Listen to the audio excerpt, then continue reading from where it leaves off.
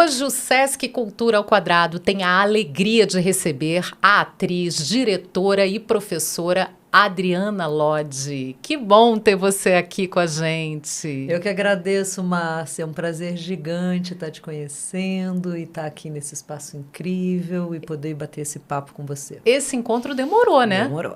Tinha que ter acontecido há mais tempo, mas que bom que finalmente aconteceu. E que bom que foi agora. E que bom que foi agora. E a gente vai falar sobre tanta coisa. Eu quero começar falando sobre a Senhora P, que você teve agora durante 2 semanas. Exato. No Teatro Garagem. E eu queria que você falasse um pouquinho dessa peça, que é um monólogo e é visceral. É uma coisa que eu acho que dá uma certa sensação até de hipnose. Perversa, estilenta, permissiva, polêmica, pornográfica, poluída com o povo passivo e os papagaios de patrão. Bom, a Senhora P parte de uma necessidade de pôr em cena uma metodologia de trabalho que é partir de escritas pessoais, de processos autobiográficos ficcionais e dialogar com a expectação a partir dessa fusão entre realidade e ficção. Durante todo o tempo que eu fiquei na 508, né, trabalhando com formação de atores e tal, a gente trabalhava muito com essas escritas do eu. Né? O que é vasculhar as memórias e acionar mesmo os momentos onde você tem as deixas dos traumas, das dores, né? E eu sinto que o teatro e a arte, em geral, ele é um território muito potente para que a gente dialogue sobre essas nossas humanidades, que às vezes um episódio é tão único e especial para uma pessoa, mas que, de alguma maneira, ele reverbera, né, em todos, em todas, de uma maneira muito específica. Então, a Senhora P parte dessa necessidade de falar sobre a violência contra a mulher a partir das histórias pessoais. Minhas histórias, mas também nossas histórias. Que é uma questão que está muito, muito evidente, ainda mais nesse período de pandemia, né? Foi uma coisa que eu acho que devastou a gente. Sim. Essa questão da violência contra a mulher. Então, nada mais atual também. Eu acho que já é uma temática com a qual a gente lida há muito tempo, né? E eu não sei quando você era pequena, mas quando eu era pequena, tinha-se muito uma coisa, deixa pra lá. Acontecia alguma coisa, esquece, é melhor. Não vamos falar sobre isso, sabe? Finge que não aconteceu, não. Empurrar assim, para debaixo do tapete. Então com isso a gente acabava protegendo o abusador, né? E fazendo com que a gente virasse uma panela de pressão, porque os acontecimentos, os abusos, as violências, desde o ônibus até na escola, na rua, né, com os amigos, com os namorados, com os maridos, eles continuaram acontecendo. E talvez nesse momento da pandemia, com a impossibilidade, né, de viver a vida pública, a vida ao ar livre, a gente viu essa pressão aumentando, porque as mulheres foram muito mais sujeitadas à violência doméstica, que é o nosso grande problema social. Assim, a gente tem sim uma violência da guerrilha, das armas, do tráfico e tal, mas a gente tem uma violência sistêmica dentro de casa que é assustadora porque ela ataca no lugar mais frágil, que é o lugar do amor, do afeto, né, daquelas pessoas com quem a gente se expõe e se entrega integralmente. Com licença, quando você diz sem teatro, você quer dizer sem performance, né? Não. Eu acho que você está falando que a arte é um terreno muito fértil para isso e para levar a reflexão também. Sim. Porque é uma peça que faz todo mundo refletir, sair de lá ainda ruminando aquilo, né? Exatamente. Senhora P parte de uma distopia, né? Quer dizer, a gente tem um exagero dentro da realidade, né? Uma hiperrealidade, onde essa mulher foi colocada num interrogatório infinito, onde ela é questionada a partir de Senhora P, antes de tudo uma professora, né? Então ela é questionada institucionalmente sobre suas práticas pedagógicas. E a educação também passou por esse cerceamento dentro do período pandêmico, né? Com a possibilidade das aulas serem gravadas, estarem gravadas, quer dizer, todo mundo se achou no direito de julgar ou questionar o que estava sendo dado. A gente tem que pensar aí, Senhora P pensa sobre isso, que a educação ela é muito mais do que o conteúdo que vai ser disponibilizado. Sem dúvida. Né? A educação exige uma atenção ao sujeito. A educação exige um cuidado com o outro, um cuidado de si e do outro. E é uma troca. Exatamente. Antes de tudo é uma troca. Exatamente. E quando a gente fala de crianças e adolescentes, essa responsabilidade ela é ainda mais amplificada, porque muitas vezes as situações de abuso doméstico, elas são descobertas pela escola na sala de aula.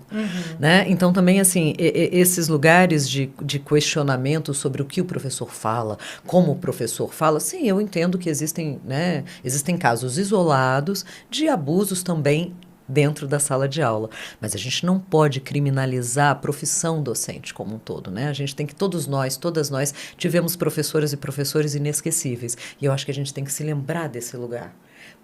Onde a gente foi atravessado nos nossos desejos e sonhos de sermos quem somos, né? Por essas figuras tão especiais que nos formam enquanto gente no mundo. A família é muito importante, claro, mas ainda mais nos tempos de hoje, onde os pais e as mães estão fora de casa, né, 8, 10, 12 horas por dia. A responsabilidade dessa formação integral do sujeito está nas mãos de professores. Então, a gente quis trazer também esse lugar. Né, esse lugar perturbador que é a educação sendo intimidada, a sala de aula sendo cerceada e as professoras principalmente sendo acusadas, né, de agir inadequadamente. Então, acho que esse é um problema que a senhora P também traz. E é uma violência, né? Sem É uma dúvida. violência principalmente contra as mulheres professoras. Mas é lindo o jeito, o encantamento com o qual você fala da profissão. Ser professora. Isso também é uma coisa que move uma boa parte da peça. Esse Sim. encantamento que a gente vê aqui nos seus olhos quando você fala sobre isso. Sim, a peça é dividida nesses interrogatórios, né, muito abusivos, em aulas sobre abuso, violência, sobre o amor. E também depoimentos pessoais, instâncias onde eu tentei construir um vínculo com a plateia de intimidade, onde a gente pudesse estar quase se olhando nos olhos, né? E aí também a gente usa uns dispositivos de audiovisual, né? Com uma câmera bem próxima, tentando amplificar esse olhar, esses detalhes, né? Quase para trazer essa sensação de que de que ela estaria conversando com cada um. Qual o seu nome? Agora, é muito feliz que tenha sido no Teatro Garagem, porque esse espaço intimista, essa proximidade com o público, eu acho que o Teatro Garagem é o lugar. Não, ele é uma casa-sonho, né? Para mim Uma sempre foi. casa-sonho, lindo Todas as vezes que eu tive no Garagem, em temporada, foi sempre muito arrebatador, né? É uma equipe incrível, né? É um projeto incrível, com outros subprojetos maravilhosos e que acolhe a gente sempre muito bem, assim, né? Com possibilidades de expansão, né? Quer dizer, o Sesc, né, tem aí o palco giratório, né? Tem seus espaços de formação.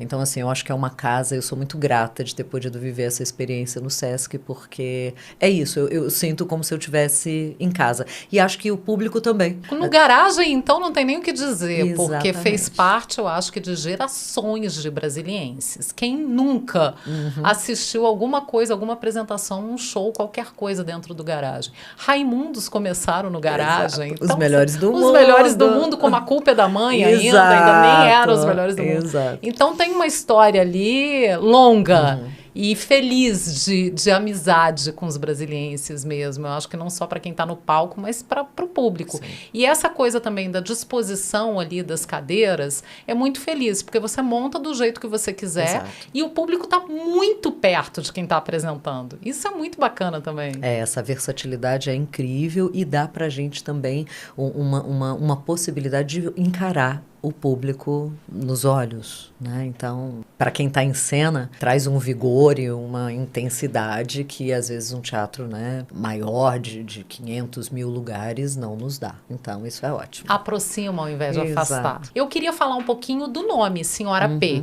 porque tem um jogo de palavras também em alguns momentos. Eu queria que você falasse um pouco sobre isso. Por que o Senhora P? Por que essa brincadeira séria e não tão sério, às vezes, com as palavras. Senhora P, né, além de ser um reflexo da minha pesquisa, né, do doutorado, que é sobre práticas pedagógicas performativas, não é? A Senhora P é uma professora, então esse P é essencialmente de professora, uma professora, pesquisadora, performadora, provocadora de práticas pedagógicas potentes, pequena, pálida, pandêmica.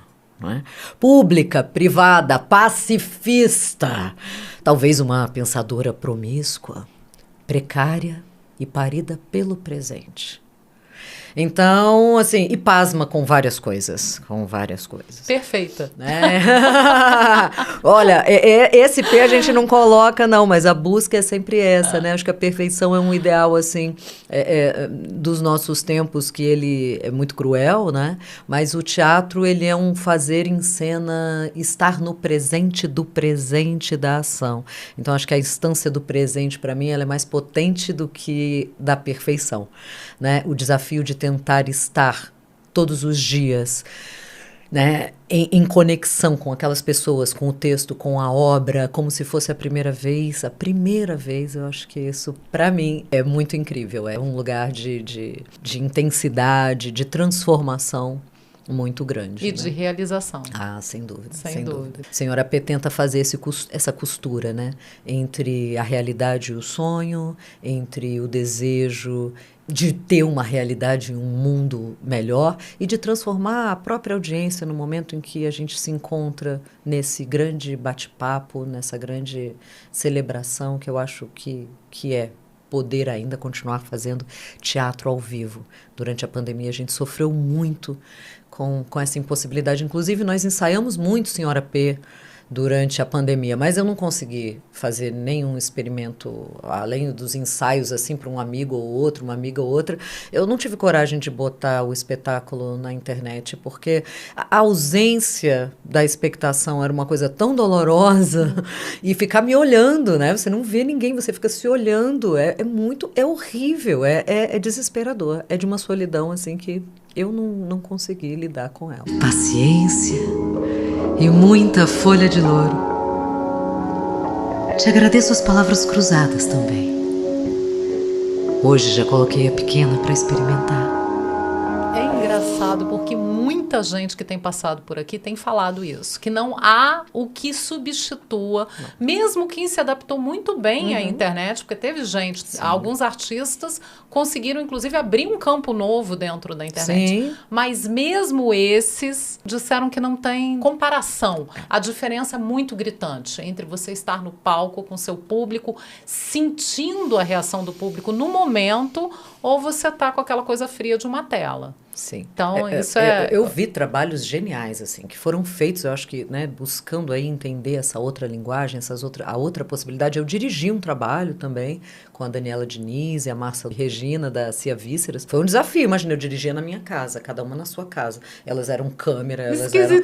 Gente do céu, foi assim, desafiador, nossa, mas fizemos, né, a solidão de não estar só, que era sobre a pandemia, era sobre esse espaço tempo de cada uma na sua casa. Mas eu, particularmente com Senhora P, eu precisava da audiência, eu precisava da presença, eu não sei, era desesperador. Então eu achei melhor esperar. Foi bom ter esperado, foi bom esse presente do apoio todo do Sesc. Se não fosse o projeto deles, a gente também não tinha conseguido ficar lá 2 semanas, não é? Então foi assim uma parceria maravilhosa com o FAC, o Fundo de Apoio à Cultura, que também, né, nos agraciou. Então, assim, foi bom. Acho que é um projeto que vem vindo desde 2019, mas que acho que ele encontrou o seu tempo de realização. Tá maduro para ser apresentado.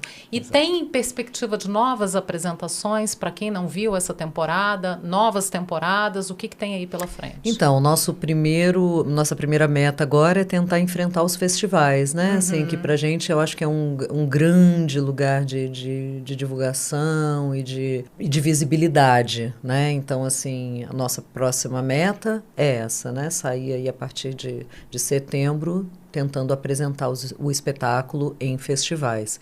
Mas sim, claro, clamamos por uma segunda temporada em Brasília, quem sabe através do próprio Sesc, né? Levando para Taguatinga, para Ceilândia. Isso é muito Gama. bacana, descentralizar. Exato. E era Nossa, uma coisa que eu acho queria conversar com importantíssimo. você também, que eu queria abordar na conversa, que é a questão da formação do público. Essa formação do público é muito importante para o artista e para a sociedade. Como é que se faz essa formação de público? Porque não é uma coisa simples. Parece simples, mas não é. Em Brasília temos alguns projetos que fazem isso magistralmente, né? Tem o Grupo Mediato, eles trabalham com mediação de escolas de ensino médio, ensino fundamental, fazem isso muito bem. E a Senhora P também, a gente teve, por exemplo, 2 sessões, uma para o Chicão, de São Sebastião, e outra para o Elefante Branco, né? Onde os professores... A gente, né, teve um trabalho anterior com os professores responsáveis, né, o VH de São Sebastião e o Marcelo De Luca do Elefante Branco.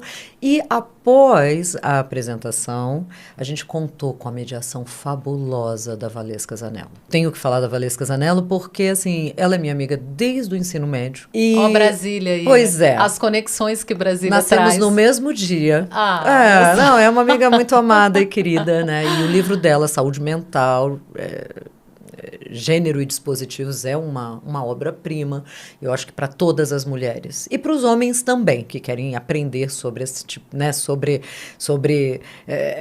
relacionamentos, sobre, né, respeito, né, equidade de gênero. Então, Valesca Zanello vai a essas 2 apresentações restritas para as escolas e nos ajuda num debate potente, atravessador e, assim, visceral.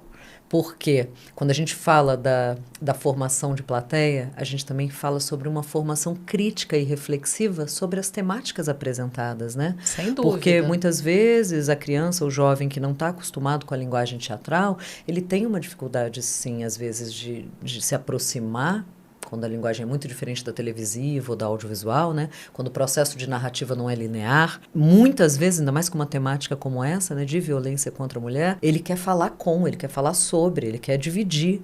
Então, assim, ter tido essa oportunidade para a gente é algo fabuloso. Então, eu acho que também é um processo, né? Mediar também é falar, é ir mais fundo na temática. E aproximar pessoas que às vezes não tiveram a possibilidade de ter contato com esse tipo de arte, aproximar essas pessoas e dizer, ó, não é um bicho de 7 cabeças, venha. Exato. Participe, mergulhe. E aí, mais uma vez, um agradecimento ao Sesc, porque nós tivemos a oportunidade de fazer sessões específicas para as escolas, né? Então, assim, durante a semana, no horário de aula. Então, isso faz toda a diferença. Porque quando eu levo o espetáculo para a escola, muitas vezes a estética do espetáculo é comprometida pela estrutura, né, da escola. Claro, é muito diferente você tá num teatro ou você tá num ginásio de esportes adaptado. Exato, né? Ou até mesmo uma escola que tem um auditório, mas um auditório que não tem uma luz, né? Ou que não tem uma vedação de som. Então, quer dizer, a apreciação fica comprometida. Então, ter o prazer de levar a escola ao teatro e poder, né, conversar com esses meninos e meninas depois sobre uma temática tão delicada, que muitos deles e muitas delas sofrem dentro da própria casa, e ainda contando com a colaboração de uma profissional, né, uma psicóloga, doutora, pesquisadora da temática, ali, né, fazendo esse meio de campo com muita maestria. Nossa, foi assim um presente. Eu fecho bem, assim, para mim o ciclo, né, de responsabilidade que eu acho que o trabalho precisa ter. Isso também é, de certa forma, ensinar. Entra dentro do teu lado professora. Você falou da direção que você fez, desafiadora, incrivelmente desafiadora, cada uma na sua casa, durante a pandemia. E você também se coloca muito, e é muito conhecida e reconhecida em Brasília como atriz. Qual dessas funções te chama mais, ou é tudo ali junto e misturado? Olha, o teatro, ele é um território difícil de escolher. Eu não sei dizer para você assim aonde eu me sinto mais confortável. É difícil de escolher e às vezes o limite também não é muito claro. Exato. Onde uma coisa começa e a outra termina, eu imagino. Exato.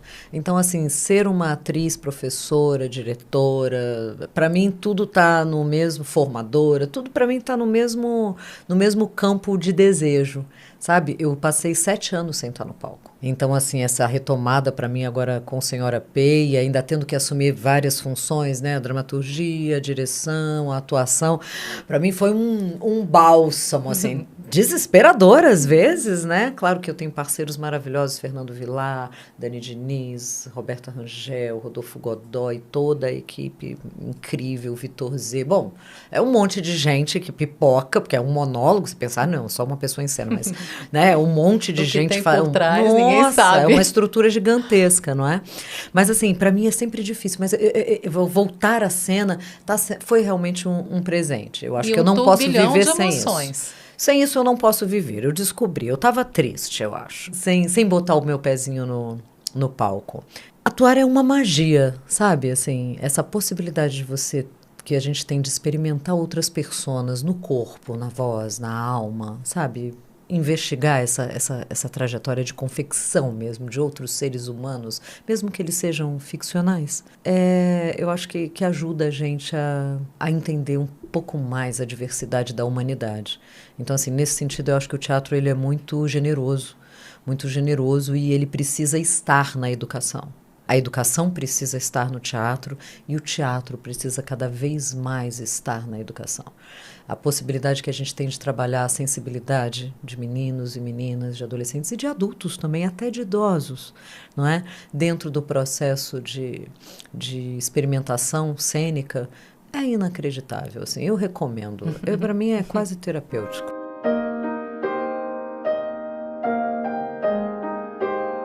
Você falou de um hiato dos palcos de 7 anos. Por quê?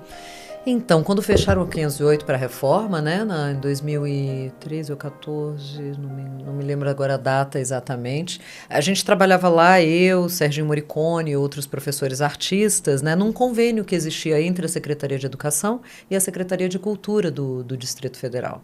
Esse convênio foi interrompido. Que é tudo o que tem a ver, né? Eu acho que educação e cultura andam juntas de mãos dadas e tem que ser assim. Exatamente. Então, assim, com a interrupção desse processo, eu fui para a gestão. Aí depois, em seguida, saí para o mestrado, fiquei ainda tive a honra, assim, de trabalhar numa gerência de educação audiovisual, onde a gente teve a oportunidade de implementar a primeira política pública de educação audiovisual para a educação básica, não é, do Brasil, e isso foi muito legal.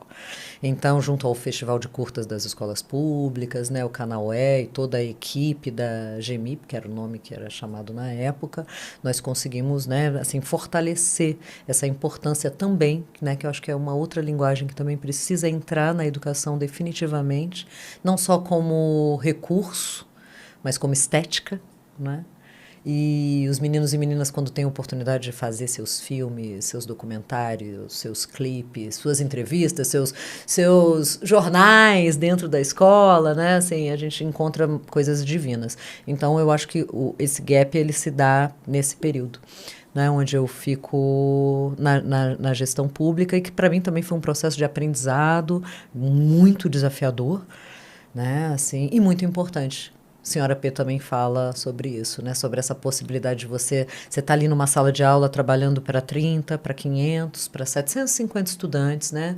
Numa escola, e de repente você se vê na possibilidade de trabalhar para 460 mil. Quando eu vi esse número, eu não podia recuar. Eu queria instaurar, publicar, articular políticas públicas urgentes, porque é isso, né? A gente também faz. Eu sou uma servidora pública.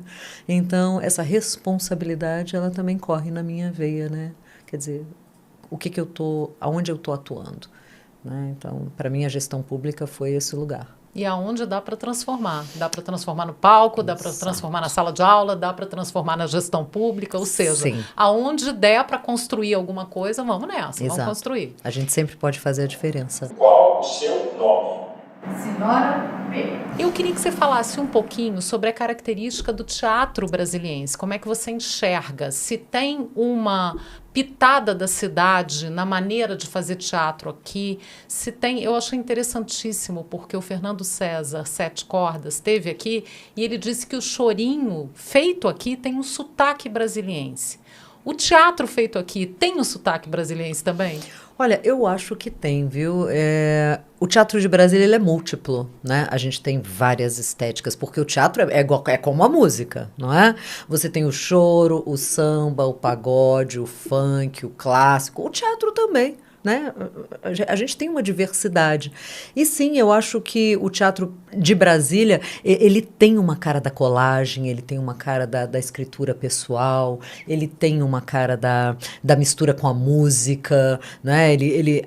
Além do teatro musical, né? Teatro musical é uma linguagem em si, mas para além de montar ou de reproduzir obras já consagradas, o teatro de Brasília cria muito teatro. Né? Aqui existe uma potência de novos dramaturgos, assim, que é uma coisa esplendorosa.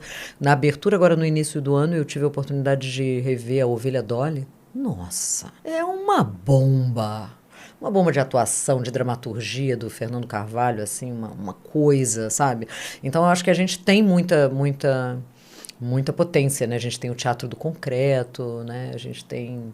os grupos, né, a CIA de áreas isoladas, né, são trabalhos autorais, né, são grupos que mergulham na pesquisa do teatro, os novos candangos. Nossa, vou ficar aqui horas citando, mas, assim, grupos que se preocupam muito em construir a própria linguagem. Né? Em construir uma dramaturgia que é atual, né? que dialogue com a expectação, com afinco, né? Tem uma acidez no discurso que eu acho que eu consigo identificar, né? Em todos eles. Então, sim, eu acho que é uma assinatura.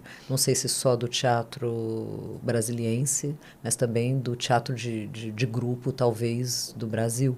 Né, que percorre, que está em busca dessa assinatura, né, de fazer com que o teatro não, né, que as pessoas vão ao teatro não para rever um Shakespeare, não que elas não possam ir, não é, mas que elas possam encontrar uma voz que dialogue com a nossa voz, com o momento contemporâneo, né, com as necessidades urgentes do dia a dia. Então eu acho que é um teatro, sim, que tenta ir para o palco carregando uma voz mais intensa, uma voz crítica, uma voz ácida e também uma voz, né, irônica, sarcástica, provocadora. Eu acho que às vezes engraçada. Muitas vezes, muitas vezes. Você acha que essas características são percebidas por quem é de fora, de apontar ali, porque tem grupos como o Pé de Cerrado, grupos de música, que pegam o maracatu, que pegam a ciranda, que pegam tradições já muito consolidadas do país, mas que quando se apresentam fora, dizem, esse é de Brasília. Você acha que o teatro também tem essa marca de ser percebido por quem não é daqui como esse é de Brasília? Eu percebi o sotaque de Brasília aí, que pode ser ausência do sotaque, mas tem uma marca candanga ali? Márcia, eu não sei te dizer isso. Eu sei é que a gente tem ido muito para fora. O Teatro de Brasília tem ocupado o Brasil e o mundo. E, infelizmente, Brasília, às vezes, não sabe disso. Né? Então eu acho sim que falta um assumir. Eu acho que a música a gente já compra bem, sabe? Acho que a gente compra bem a música candanga, acho que a gente compra bem a música brasiliense, a música do Distrito Federal. Acho que a gente escuta a periferia, a gente escuta o que está na rádio, a gente escuta o sertanejo, a gente escuta os músicos daqui. Mas eu acho que o teatro a gente ainda precisa, não sei, acho que tem ainda um certo pudor, né? Assim, de invadir o teatro quando ele é um teatro do Distrito Federal. Eu gostaria muito, não é, que a gente começasse a ter, sabe, o Sesc gigantesco da Ceilândia lotado todas as vezes que a gente tem uma apresentação gratuita lá. Eu gostaria muito, não é, que a gente tivesse o Sesc completamente cheio, os pequenos teatros, né, a Casa dos Quatro, né, assim, a gente tem perdido espaços, né, a gente perdeu o Teatro Sena, a gente perdeu o Goldoni, a gente não tem o Teatro Nacional. Então, assim, a gente está perdendo o território. Então, eu acho que a gente está num momento onde a gente está desesperado por reaver territórios. Existe muita resistência, né? Assim, o povo do teatro é muito resistente, porque é difícil sempre fazer, com apoio, sem apoio. É difícil sempre, é muita gente, é muito tempo, não é?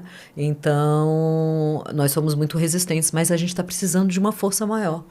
A gente está precisando de um apoio da comunidade mesmo, do Distrito Federal. Do público. Exatamente, para que as pessoas faltando o abraço do voltem público. ao teatro, né? Para que as pessoas consumam a arte da presença. E né? aí a gente volta para a questão da formação de público, Sim. que é essencial para que esse abraço aconteça. Adriana, amando conversar com você, eu queria encerrar esse papo te pedindo uma mensagem para o futuro. E você, a gente estava conversando antes, você estava dizendo que Senhora P tem uma mensagem para o futuro. Por que não deixar essa mensagem para quem está nos vendo ou nos ouvindo? Isso, Márcia. Senhora P tenta terminar com uma provocação para que a gente pense onde é que a gente chegou, onde é que a gente vai chegar, né, daqui a um tempo. Para a gente escolher o caminho que a gente vai percorrer amanhã, a gente precisa pensar para onde a gente quer ir, né? Eu acho que a Senhora P pensa que amar vai valer sempre a pena, porque amar é ir contra a maré. Lembra disso. Se amar, vai valer sempre a pena. Que lindo, que lindo. Maneira maravilhosa de Obrigada. terminar. Muito obrigada. Amar vai valer sempre a pena. Que fique esse recado para todo mundo. E a gente volta semana que vem com outra entrevista imperdível. Até lá.